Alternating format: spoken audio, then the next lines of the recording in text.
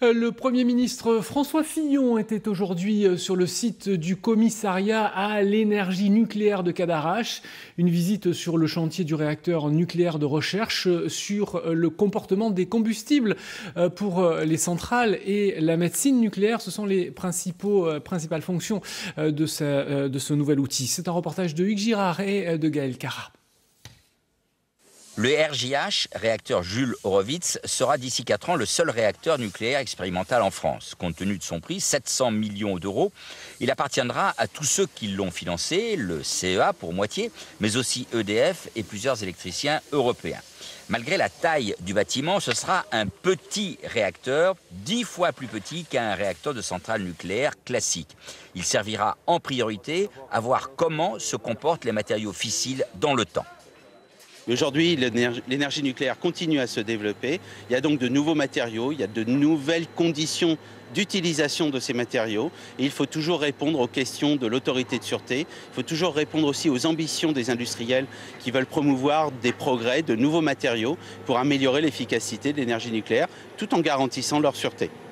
Et alors ça, c'est franco-français ou ça appartient à un peu communautaire ? Compte tenu justement de la maturité que vous soulignez de l'énergie nucléaire, aujourd'hui, un tel projet est nécessairement européen et ouvert à la collaboration internationale parce qu'il faut créer du consensus au niveau de la sûreté, il faut démontrer des choses qui soient partagées, il faut aussi partager les coûts de cette recherche-là.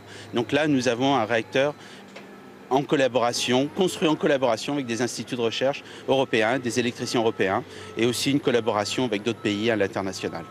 Le RJH, une fois en marche, produira aussi plusieurs types de produits radioactifs dont la médecine a besoin, comme ceux utilisés pour les scintigraphies osseuses. Avec le RJH, l'Europe et la France en particulier veulent envoyer un message très simple. Nous restons les premiers, sinon les seuls, à maîtriser l'énergie nucléaire.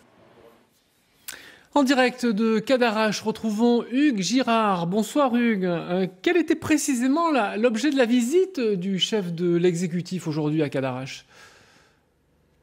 Bien, il y avait deux sujets de préoccupation pour François Fillon. D'abord, expliquer à quoi allait servir le fameux grand emprunt de 25 milliards d'euros. Et puis ensuite, et peut-être même surtout, conforter la filière nucléaire française. Aujourd'hui, François Fillon a bien expliqué que c'était une des priorités nationales, que la France devait parier sur les énergies du futur, pas seulement d'ailleurs sur l'énergie nucléaire, mais également sur les économies d'énergie et sur des énergies plus douces, substitutives, comme le demandent par exemple les écologistes. D'ailleurs, c'est un petit clin d'œil qui a été lancé aux écologistes aujourd'hui. Mais le message fondamental de François Fillon, c'est que l'énergie fait partie des secteurs prioritaires de la France. On l'écoute d'ailleurs à ce propos. Renforcer notre capacité nucléaire, première priorité. Développer des énergies renouvelables et promouvoir les économies d'énergie. Et dans ces 3 champs d'action, nous allons accélérer la recherche.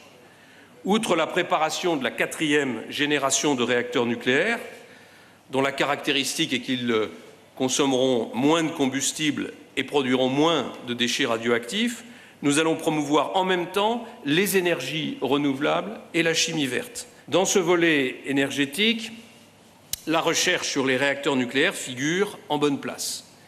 Nous allons leur consacrer près d'1 milliard d'euros, répartis pour l'essentiel entre les 2 chantiers que sont le réacteur de recherche Jules Horowitz et le prototype de réacteur de 4e génération Astrid. Alors ce qui est intéressant, c'est que ces 2 réacteurs se situent à Cadarache, que le futur réacteur d'ITER se situe également à Cadarache, qui devient réellement la capitale mondiale de la recherche nucléaire. Merci beaucoup Hugues Girard. Je rappelle que vous étiez donc en duplex, en direct, depuis le CEA de Cadarache.